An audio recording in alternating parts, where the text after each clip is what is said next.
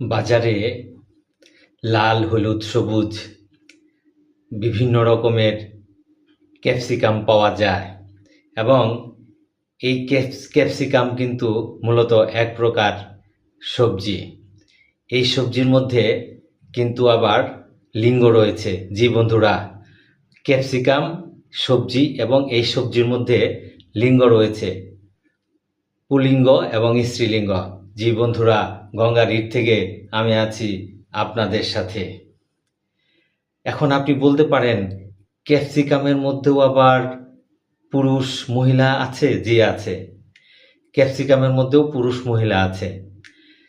আপনি ক্যাপসিকাম যদি পুরুষ মহিলা এটা আপনি নির্ণয় করতে চান, তাহলে আপনি ক্যাপসিকামের নিচের দিকে অর্থাৎ পিছনের দিকে আপনি তাকাবেন।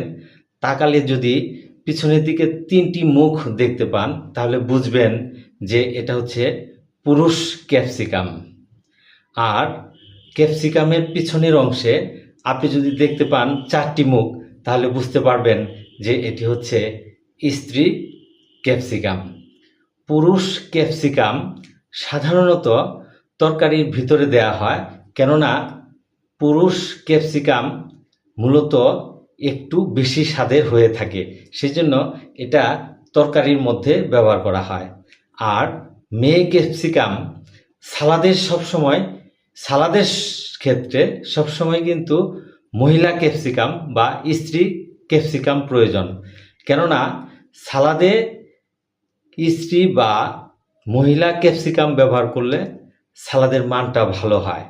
সাধারণত আমরা বেশিরভাগ ক্ষেত্রে সবুজ ক্যাপসিকাম দিয়ে কিন্তু সালাদ তৈরি করি, কেননা সবুজ ক্যাপসিকামে পুষ্টিগুণটা একটু বেশি থাকে। রঙিন ক্যাপসিকামে পুষ্টিগুণ বেশি থাকে, কিন্তু আমরা দেখার সৌন্দর্যের জন্য সাধারণত সালাদের ক্ষেত্রে সবুজ ক্যাপসিকামকে আমরা ব্যবহার করে থাকি। এবং যে ক্যাপসিকাম দিয়ে আমরা সালাদ তৈরি করি সেটা কিন্তু মহিলা ক্যাপসিকাম।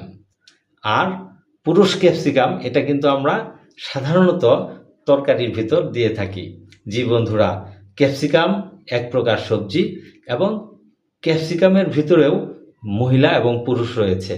যে সকল ক্যাপসিকামের বোটার দিকে না, নিচের দিকে দেখবেন 3টি মুখ, সেই সকল ক্যাপসিকামকে বলা হয় পুরুষ ক্যাপসিকাম।